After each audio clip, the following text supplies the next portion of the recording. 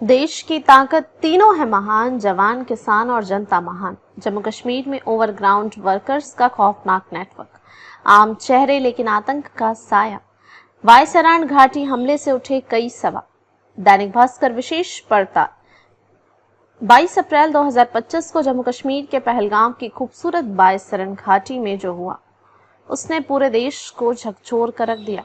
दोपहर 3 बजे के आसपास अचानक हुई अंधाधुंध फायरिंग में 26 लोगों की जान चली गई। इस भीषण आतंकी हमले की जांच जैसे जैसे आगे बढ़ रही है, सुरक्षा एजेंसियों को जो जानकारियां मिल रही हैं वे और भी चौंकाने वाली हैं। हमले के पीछे आतंकियों के साथ साथ एक खुफिया नेटवर्क का हाथ है। Overground workers, OGWS। कौन है overground workers? Overground workers, OGWS, वे लोग होते हैं जो सीधे तौर पर आतंकियों के संपर्क में रहते हैं लेकिन खुद हथियार नहीं उठाते।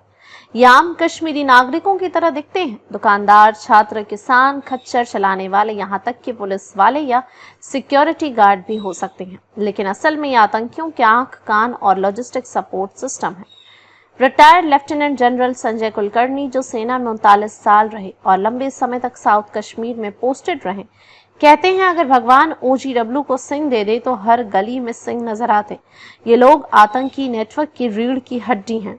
बैसरन घाटी हमला, OGWS का खुला खेल। हमले की जांच में अब तक 20 से ज्यादा OGWS की भूमिका सामने आई है। जानकारी के मुताबिक बैसरन घाटी में आतंकी हमले से पहले बेताब घाटी, अरू घाटी और एम्यूजमेंट पार्क जैसे टूरिस्ट स्पॉट्स की रेकी करवाई गई थी। यह काम OGWS ने किया।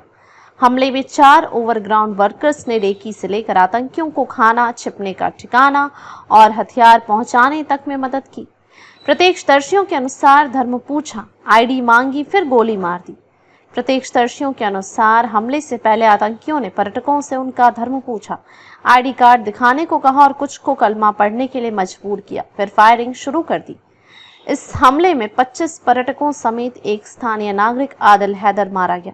शहीदों में इंटेलिजेंस ब्यूरो के अधिकारी मनीष रंजन, नेवी लेफ्टिनेंट विनय नरवाल और एयरफोर्स के कॉर्पोरल टेड हेलियांग शामिल हैं। OGWS कैसे बनते हैं? कहां से आता है पैसा? एक पूर्व आतंकी ने बताया कि OGWS को तैयार करने की शुरुआत जेलों से होती है।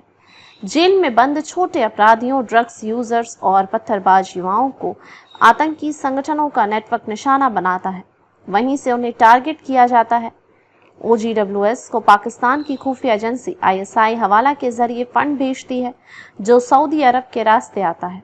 अगर ISI 1 लाख रुपए भेजती है तो 35% कमीशन काटकर 65,000 कश्मीर पहुंचता है। OGWS इन पैसों से अपना हिस्सा रखते हैं और बाकी आतंकियों तक पहुंचाते हैं। कुछ OGWS राशन या सामान 3 गुना कीमत पर आतंकियों को बेचकर भी कमाई करते हैं। महिलाएं और बच्चे भी नेटवर्क का हिस्सा। जांच में सामने आया है कि OGWS के इस नेटवर्क में महिलाएं और बच्चे भी शामिल हैं। महिलाएं ज्यादातर हथियार और खाना पहुंचाने का काम करती हैं क्योंकि उन पर शक नहीं होता। कई बार बच्चे भी आतंकियों के ठिकाने तक जरूरी सामान पहुंचाते हैं।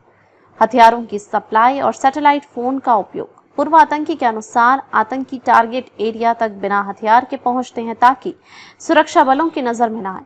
हथियार अलग रूट से OGWS के जरिए पहुंचाए जाते हैं। इस हमले में हुआवेई कंपनी के सैटेलाइट फोन का इस्तेमाल हुआ, जो मोबाइल नेटवर्क की अनुपस्थिति में भी काम करता है। ये फोन सीधे सैटेलाइट से कनेक्ट होते हैं, जिससे लोकेशन ट्रेस करना मुश्किल हो जाता है। कैसे होता है OGWS से संपर्क? OGWS और आतंकियों के बीच संपर्क के लिए फोन का उपयोग नहीं किया जाता।